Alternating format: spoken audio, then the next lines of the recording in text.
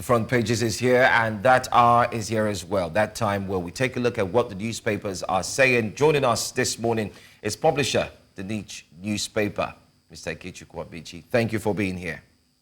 It's always my pleasure. How are you? Not bad, not bad. I mean, I'm going to borrow a leaf from Osalge's question to you while we're off air. I hope you enjoyed the CNG bus when you're coming. Yes, fantastic development.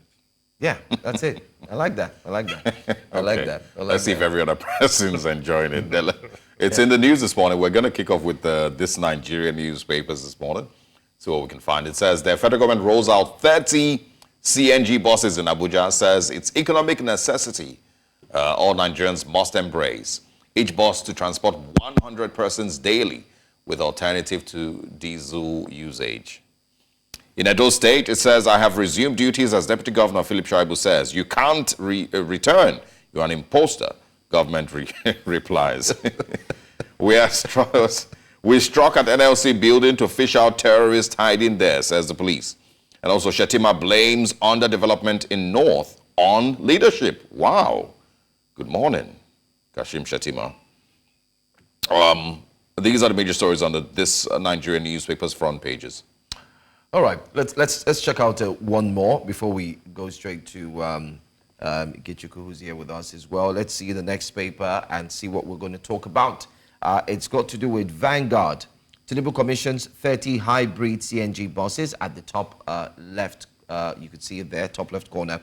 Alleged 5.4 billion naira shares. CBN, FBN Holdings ask court to dismiss Barbican Capital suit. Anyway, this stresses harsh economy forces shutdown of over 50 firms, 80% others in low capacity utilization, over 100,000 employees thrown into job market. Labour begs federal government to please intervene. Yes, they are begging. Tough times. Shaibu resumes as Edo Deputy Governor. Catholic bishops to federal government save Nigerians from multi-dimensional poverty, they say. Will engage market leaders to check exploitative pricing, FCCPC boss. And the question is, where have you been, sir? Where have you been? Madam, where have you been? The entire FCCPC. I think it's about months since we mentioned that the prices have gone up, and it's so good to hear from you, by the way. Final story from me. Southeast monarchs clergy decry ethnic profiling of Igbo. That's another story to look into in on Vanguard newspaper at the front page. Well, let's start off with one. I think I'm going to go off with this one here on the front page. It's got to do with the Catholic bishops, the federal government, save Nigerians from multidimensional poverty. What's your take on that? They've been quiet for a while in this entire back and forth conversation of what the economy is looking like. And now, all of a sudden, it's good to hear their voices. No, I don't think it is quite correct to say that they have been quiet, because they have been talking. But of course, you know the way the Catholic clergy, particularly the bishops, the way they do their own things. They are not the aluta kind of people. They give their advice quietly. So they've been talking, and this is just a continuation of what they have been doing. And they have been advising the government. You see, when you say you've rolled out 30 CNG buses in Abuja, and each of those buses will convey 100 people in a day, it means you're talking about 3,000 people in a day. How does that solve the hardship that everybody is complaining about? How does that make life much more bearable for the people? I think the government is majoring in minor issues that do not address the hunger, the poverty that came about as a result of the policies they deliberately embarked upon. So the Catholic bishops are talking, and of course they have not said anything that other people have not said. Multi-dimensional poverty. Over 60% of Nigerians are multidimensionally poor. And That is unacceptable. Look, we continue saying this every day. The primary responsibility of the government is the welfare of the citizenry, security of life and property of the citizenry. This government has failed woefully. It bears restating that this government has not lived up to expectations.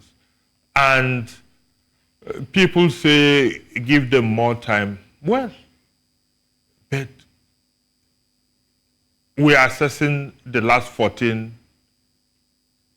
months of the Tinubu presidency, and there is nothing. There is no index of human development that has gone north. All of them have gone south. In the last 14 months, mention every index of human development that you can think of. They have all gone south. So let's wait and see. And there is nothing that is out there that the government is doing that seems to suggest that it's going to get any better today and tomorrow. And this excuse of, things were terribly bad. Didn't you know that things were bad? Of course they knew. And when they talk about, give them time, I always like to remind everyone that what time is long enough for Nigerians to then accept that, okay, we're not going anywhere. And it's always a reminder that Nigerians don't have 3 years to just give you to, do trial and error. Nobody has 4 years of their lives to just hand over to you, to play around with, and then after the 4 years, we then say, oh, true, these people didn't really get it right. And that's why when people point it out in the first 14 or the first 15 months, don't tell them that they're silly or they don't know what they're saying. It's because many Nigerians have realized that for decades, they've been giving people time. Nobody has time anymore to just hand over to anybody to play with their future. Also, don't forget, the immediate past president, Muhammadu Buhari, also asked for time. Went on the same trajectory. The 16 years of PDP ruined this country, and therefore we needed more time. And there we are, 8 years after, they ruined totally everything that even their successors, who are members of the same political party, are now saying that the guy destroyed Nigeria. So, and Tinubu has come in now and is asking for more time. To paraphrase you, how much more time can we afford as Nigerians to give to a bumbling government, as it were? Look, see, how can you sacrifice 4 years of your time for a government that seems not to have a clue as to how to make things better? We sacrificed 8 years under Buhari, and people are saying that it is only normal, acceptable, that we should also sacrifice another 4 years under Tinubu, and perhaps another 8 years, making 16 years of trial and error. Yeah. The policies you've come up with are not working. It is as simple as that. If you like, bring 1 million CNG boxes. They are not going to make anything better. Because, okay, how many people are even privileged to go on those CNG buses in a day? You and I, that have our personal cars, that will have to go to the filling station, that will fill the fuel tank every day. Yeah. I was home over the weekend. I traveled to Imo State, and the least you could buy a liter of petrol was 870 naira. To travel from Owerri to Mbise, that is less than 1 hour, and come back to Owerri, I was spending almost 25,000 naira. It is not sustainable. I don't know how else to put it. It is not sustainable. What Tinubu is doing is not sustainable. Can we go back to the status quo and look at these things once again? But I mean, they've said that the core problem is the price in fuel, that once fuel has returned or reverses back to what it used to be, automatically it will affect every other thing. But let me just quickly bring this forth as well. We talked about the bishops earlier, and the reason why I initially brought that one up was because you did have the charismatic bishops who visited the president before the protest and said they were not going to join the protest, that he's doing very well. Yes, I remember we had that here on News Central as well in the news. But let's take a call first. Samuel joins us from Abuja. Samuel, good morning to you. Good morning. All right, go ahead. I want to just make a contribution to the Please do. under discussion. I think generally our leader, Nigeria, to have a teaching hospital. It has become a teaching country where every leader will want to come and experiment and learn. Every time they fall back to the excuse of asking for time. The rulers actually send the buses and they want us to celebrate. That does not address the question. Where the food are coming from? How many they send the buses? Will they get there to go and bring the food from the hinterland? And they left the bad road hindering the movement of people from bringing the food. They left the insecurity and they're just scratching the surface in the town. Even in the town here in Abuja, how many people even vote for them that they are putting the safety buses to think that they are solving the problem? And is that a solution to our problem? They knew it. They have traveled around the world. They saw good things how it's happening there. But when they come back home, they turn us to teaching hospital so that the country will be teaching them how to lead. They ask time, experiment this, experiment that. Those are not the things. You can't just wake up one day, remove fuel subsidy, and then you float the naira. Those are the two key things that has brought this country to the level we are now. That's the way the address should come from. Let it go back to the basics. When you get it right, you can go back to saying buses. That is just the thing. All right. The finances are not working. And so out of the 20 buses, 330 of them solve the problem of 36 state plus Abuja, and then over 200 million people. I think that they're taking us for a ride. I pray they do this to just meet them on their feet there. Thank you. All right. Thank you, All Samuel. right, thanks, Samuel. Thanks for calling. All right, let's quickly jump to all the stories. Yeah, I think in Edo State, you could quickly react to the the two deputy governors, the stay of execution, the you can't return, you're an imposter, APC deputy governor, PDP governor. It's just a lot of chaos. And that's what our politicians are putting us through, chaos upon chaos upon chaos. But I think the issue of Edo State is a straightforward matter. The courts ruled that Shaibu remains the deputy governor until there is a superior, another judgment by a superior court. I think he remains the deputy governor. The problem is that we have a lot of impunity in this country, particularly at the level of the executive arm of government. A governor feels he's above the law. The president, of course, is above the law. And they cherry pick. They decide which judgments to obey and which judgment not to obey. Yeah, just for clarity, and I don't know if you would know, is it true that in Nigerian law, when you apply for a stay of execution, the initial judgment is frozen until that appeal is heard? I am not a lawyer, but I have also spoken to lawyers. They said no. If you file an appeal against a judgment, that does not automatically translate to a stay of execution of the judgment, unless because what was given was clear. It was not ambiguous. Yeah. So going to court to say I have filed an appeal, which you have the right to, does not necessarily stay the execution of the judgment that was given by the court.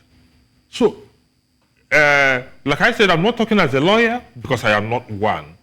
But I have also listened to some learned gentlemen. Yeah. And the vibe I got from what they told me is that it doesn't work like that. Because I did a quick Google search, and that's what it shows. But let's see, Hope Benjamin is a lawyer.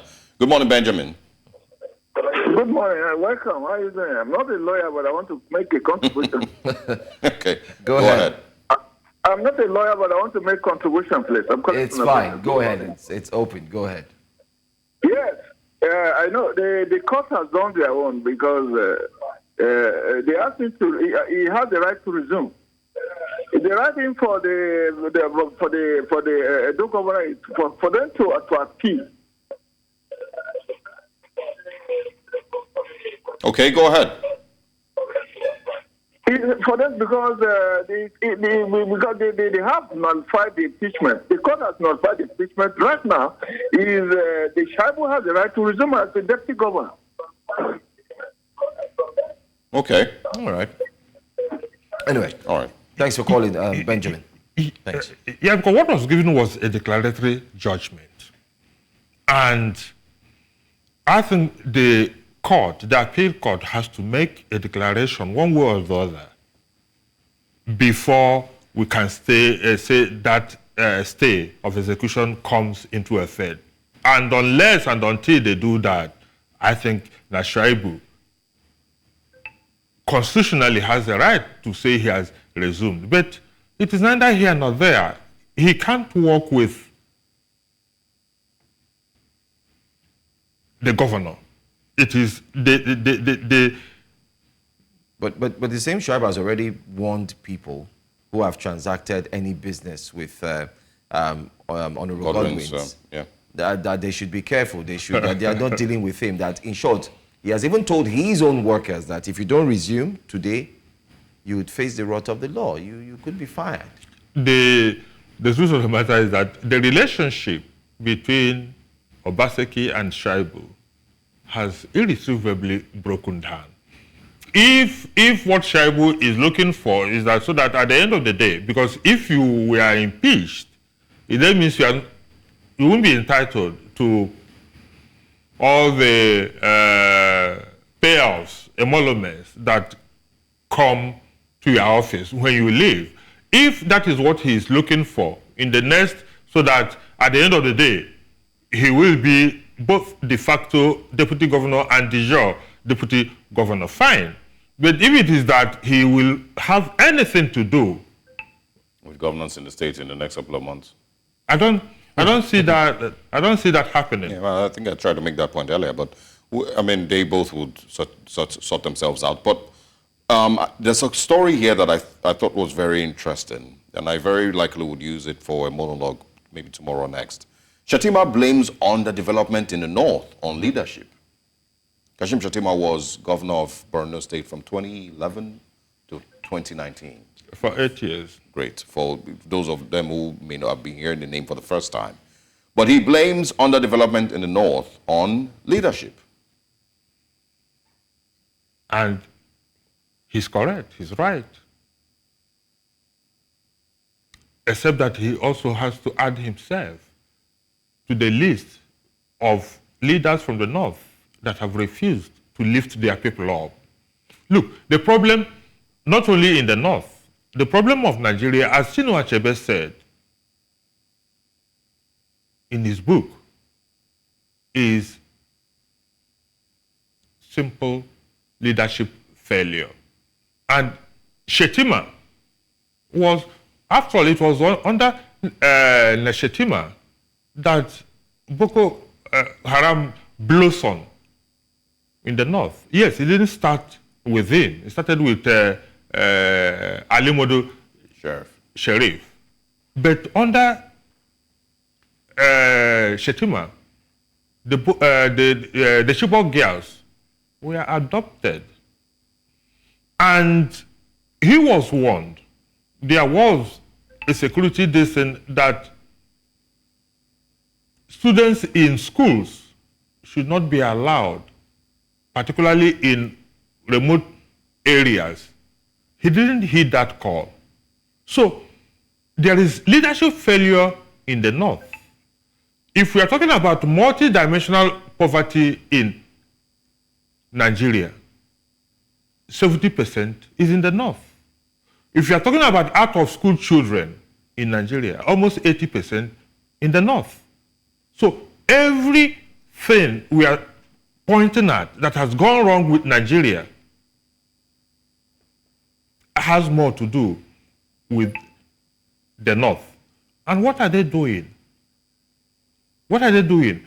And don't forget that since Nigeria had independence, we've had more rulers from the North, the same North. Yeah. Kindly hold on. Good morning, Daniel. Hello, good morning. Morning, go ahead quickly. Okay. My contributions will be this. On Shuaibu, yes, I'm not a lawyer. However, I know that filing for a stay of execution does not amount to a pronouncement that should override whatever decision had been taken earlier by a court. A court of competence jurisdiction has to be the one to do that. I did see an APC gentleman talking about that, one of the aides to the governor of Edo State, talking about that a while back, maybe 2 weeks back or 3 weeks back. And it was definitely wrong. It's inappropriate in every sense. Filing cannot override a court decision. That's logical enough. Then there's an issue I would like to quickly speak to that is not related to what you're discussing now, if you don't mind. It's about Go ahead quickly. It's about Bernard Akinde's harassment. I don't know, but I noticed there isn't the sort of camaraderie you should have amongst journalists. Yes, News Central made a lot of, let me call it noise. You know what I mean by that. Made it loud as possible that this happened. But it did not echo on channels. It did not echo on Arise and several other TV stations. You begin to wonder why. As concerned as every journalist should be, neither was it in the newspapers. But it happened. Interestingly, some few days back, a Channels TV reporter, a lady, was equally harassed. Her tablet collected, whatever they had recorded, deleted. And they announced it. It's not announced in every other TV station. I think there should be a synergy amongst journalists to have a voice, to speak together, so that the voices will be loud enough and heard all through the quarters. Thank you. And I agree. All right. Thank you very much. Good point you made there, which I agree with. I just wanted to quickly throw in, as we talk about, the North, if you remember during the End Bad Governance protest, one of the fears that they continued to push out was, once, the North breaks down in law and order, it's uncontrollable, and people need to be careful, so that the North doesn't completely, get disrupted. And in my head, I kept thinking, that the reason that you have those number of jobless people running around, and possibly going to cause complete anarchy, is because you've kept them unemployed. It's because you have the largest number of unemployed people and the largest number of children on the streets in that region. If you didn't have that as the status quo, as we said this morning, then you maybe wouldn't have those fears. Leaders from the North have, over the years, inexplicably dehumanized their own people, made them poorer, refused to educate them. And the result we have is the phenomenon of amajiris all over the place. Uneducated, illiterate people who are there. And before now, they have always served a purpose, serving as the foot soldiers of the political leaders to cause mayhem when they need them. Whereas these political leaders are all educating their children in the best universities all over the world, but they have refused to invest in education. They have refused to empower these people economically, socially. The result is that, look, when you create these social problems, somewhere along the line, it turns back to haunt you. So now, what has happened with the End Bad Governance protests is that the monster they have been breeding has turned back to haunt them. And the people like Shetima, they are no longer protesting against a Goodluck Jonathan. They are now protesting against their own political party, against their own political interest, and they are beginning to shout that who underdeveloped the North? The first prime minister we had, in fact, the first and only prime minister we had in this country, hailed from Bauchi. After that, after the counter coup of July 29, 1966, we had Gowon. After Gowon, we had Murtala Mohammed. Then Obasanjo came in. After Obasanjo, we had Shehu Shagari from the same North, Sokoto. After Shehu Shagari, we had Muhammadu Buhari from Katsina. After Muhammadu Buhari, we had Ibrahim Babangida from Niger. After Babangida, we had Abacha from Kano. After Abacha, we had Abdul Salami from Niger. And then we had election. Obasanjo came in. After Obasanjo, we had Yaradua. After Yaradua died, we had Goodluck Jonathan. After Goodluck Jonathan, we had Muhammadu Buhari. So in the how many years of Nigeria's independence, the North had held sway over 60% of the time. So if and look, allocations are made through local governments and all that. Kano State alone has 44 local governments. It then means that Kano gets much more allocation than almost the whole of the Southeast put together. Between Kano and Jigawa, they have, that used to be one state, they have as much more local governments as any other place. The Northwest is the only zone that has 7 states. Southeast has only 5. Yeah. So, what are we talking about? They have the bulk of the money coming to them in terms of federally allocated revenue. Yeah. And what are they doing with it? Why can't they educate their people? So, Vice President Shetima is coming to the table late, but it is good that they are beginning to realize that they have pauperized their people themselves, and they don't have anybody to blame for what has happened to them. Will they make amends? We'll wait and see. But if they don't, this monster may consume them at the end of the day. Yeah. And just to also put it in perspective, even in the times when there was a southern president, there was always a northern born vice president. So they've always had some level of representation, even in Nassau Rock, all the while. The strong points that you made, really, of course, should not be forgotten, is the part where you said the monsters that they've been breeding, would eventually come back. And it's the scary part. That's why I pointed out the End Bad Governance protest. The only reason that they were worried, and people were pointing out Northern Nigeria and seeing the numbers that were rising from Northern Nigeria, is because they understand that is a ticking time bomb, even worse than most of the parts of the country in the South. The ticking time bomb really is the number of uneducated and unemployed people that you have in those parts of the country. Also, it can only get worse. We're talking about hunger in the South. Go to the North and see hunger. The poverty in the North is hydra-headed. You have hope that where things may be better, that makes things a little easier to manage. When somebody has no hope, and has no skill and is not equipped with what it takes to navigate this very difficult terrain, it becomes much more difficult. So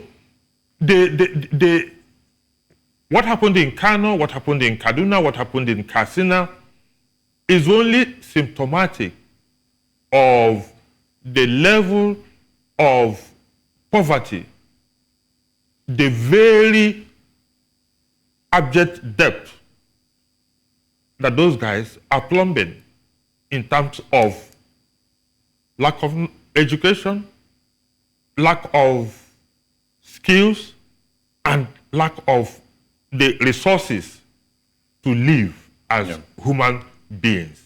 They have been reduced to subhuman level, and the reaction you are seeing, which manifested in the end bad governance protest, and which will continue, because there's nothing that is being done today to mitigate that problem. It can only get worse. All right. Hillary, good morning. Good morning, Hillary. Go ahead. Good morning. Hillary, good morning. Good morning. Good morning. Go ahead. Go ahead. Something on the Kochetimas. Yeah, I'm with you. Hello?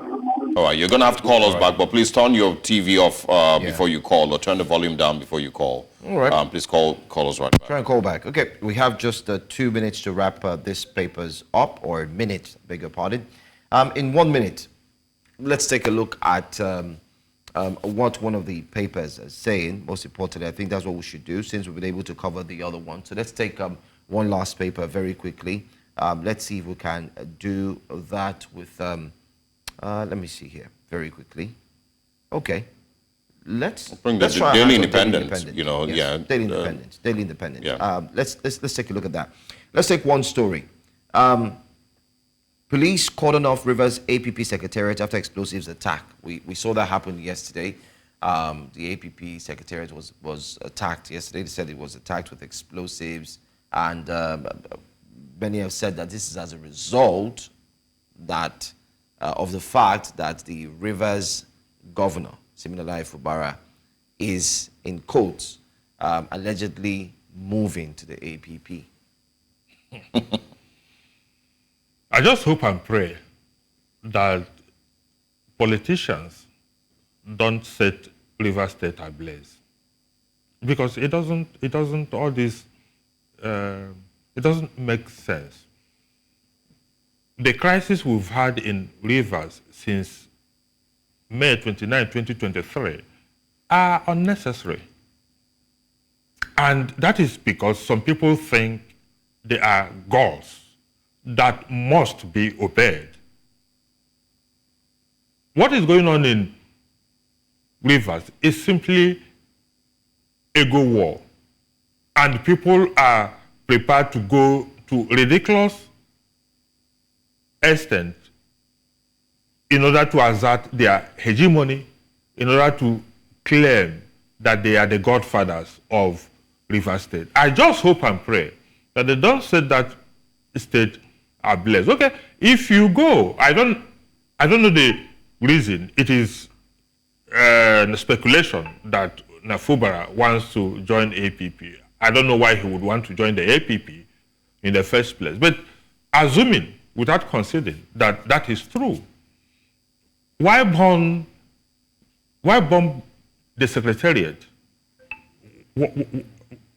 How does that stop him? It doesn't add up. How does that not stop him from joining APP if indeed he wants to join the APP? Don't forget, yesterday or 2 days ago, yesterday, the courts also ruled that Okocha, who has been the